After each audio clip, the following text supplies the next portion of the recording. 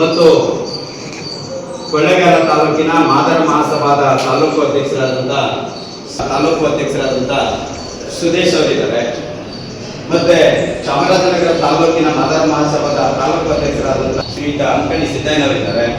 ಮತ್ತೆ ಹಾಗೆ ನಮ್ಮ ಜೊತೆ ಅನೂರಿನ ಪ್ರಧಾನ ಕಾರ್ಯದರ್ಶಿಗಳು ಮಾದರ ಮಹಾಸಭಾದ ಹಿರಿಯರಾದಂಥ ಆಲಡಿ ಗೋವಿಂದ್ ಅವರು, ಶಿವಕುಮಾರ್ ಅವರು,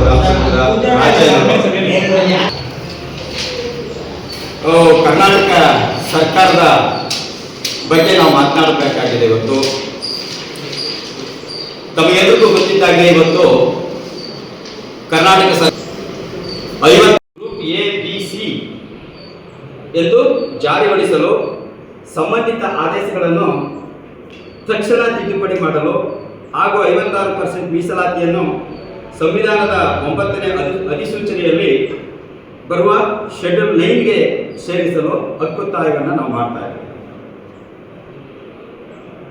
ಒಂದುಗಳೇ ತಮಗೆಲ್ಲ ಗೊತ್ತಿದ್ದಾಗೆ ಮಾಧ್ಯಮದ ಎಲ್ಲ ಹಿರಿಯರು ತಮಗೆ ಗೊತ್ತಿದೆ, ಕರ್ನಾಟಕ ಸರ್ಕಾರದಲ್ಲಿ ಸನ್ಮಾನ್ಯ ಸಿದ್ದರಾಮಯ್ಯನವರು ಮತ್ತು ಅವರ ಸರ್ಕಾರದವರಿಗೆ ಮೇಲ್ಕಂಡ ಸಂಘಟನೆಯವರಾದ ನಾವು ಒತ್ತಾಯ ಮಾಡ್ತಕ್ಕಂಥದ್ದು ಏನು ಅಂತ ಹೇಳಿದ್ರೆ, ಕರ್ನಾಟಕದಲ್ಲಿ ಸುಮಾರು 35 ವರ್ಷಗಳ ಕಾಲ ಮಾದಿಗ ಸಮಾಜ ಒಳ ಮೀಸಲಾತಿ ವರ್ಗೀಕರಣಕ್ಕಾಗಿ ಹೋರಾಟ ಮಾಡ್ಕೊಂಡು ಬಂದಿರತಕ್ಕಂಥದ್ದು ತಮಗೆಲ್ಲರಿಗೂ ಗೊತ್ತಿರ್ತಕ್ಕಂಥ ವಿಚಾರ. ಸೊ ಈ ಒಂದು ಹೋರಾಟದ ಫಲವಾಗಿ ಈ ಜನಾಂಗದ ಸಮಸ್ಯೆಗಳನ್ನು ಅರಿತು ಸುಪ್ರೀಂ ಕೋರ್ಟು ದಿನಾಂಕ 1/8/2024 ಅಂದಿನ ಸುಪ್ರೀಂ ಕೋರ್ಟ್ನ ಮುಖ್ಯ ನ್ಯಾಯಮೂರ್ತಿಗಳಾದ ಚಂದ್ರಚೂಡ್ರವರು ಒಂದು ಆದೇಶವನ್ನು 7 ಬೆಂಚಿನ ಪೀಠ ಒಂದು ಆದೇಶವನ್ನು ಹೊರಡಿಸುತ್ತೆ.